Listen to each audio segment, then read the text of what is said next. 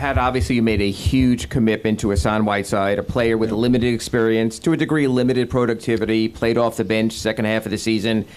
What made you go out and feel comfortable enough to give pretty close to maximum money going forward to a player like that? And was there ever a point, just the magnitude of the deal, when you had to sit back a little bit and realize the sort of commitment, such a long term, to a player who is a relative neophyte in this league?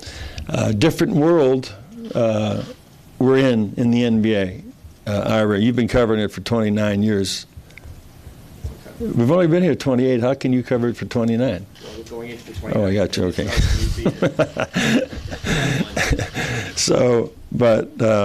So you've seen the changes over the years. So all of us have been around all these years, have seen how the things have changed. I mean, when I was coaching the Lakers, I remember Jerry West calling me on the phone in my first year and saying, we just signed Mitch Kupchak.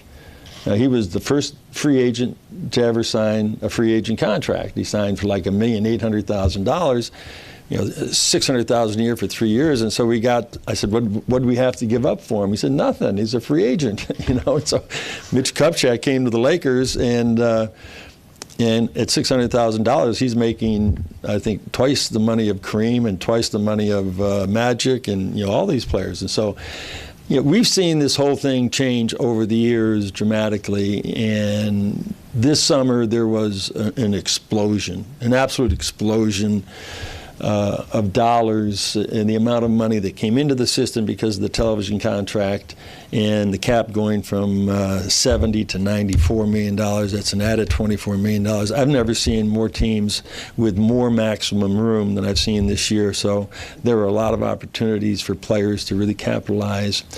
I don't look at that with Hassan.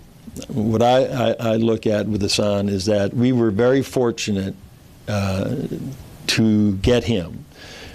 But we did track him, and he was on our radar, and we ended up getting him here.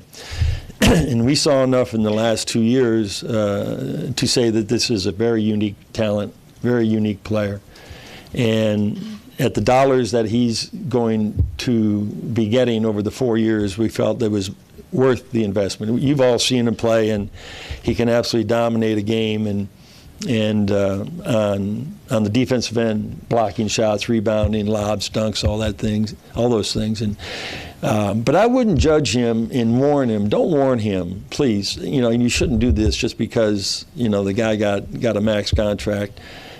Don't warn him that you better play well, or we're going to tell everybody you're not deserving of the money. I mean, if you take a look at some of the contracts that went out the first 2 days, on December the 15th, Andy and I are going to be getting a lot of calls from teams about how to get rid of those deals. And so we believe he's an essential part of this team, anchors our defense, will improve offensively, and gain more confidence. So we agreed, as an organization that he was a player that we're willing to make that investment in. I don't think he's a neophyte. Neophytes don't, get 20 rebounds and 20 points and block 12 shots. He is a little bit young and raw to a leadership role and a responsible every single night role. You got to produce these numbers.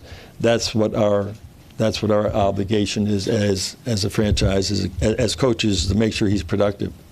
But the money doesn't have anything to do with it.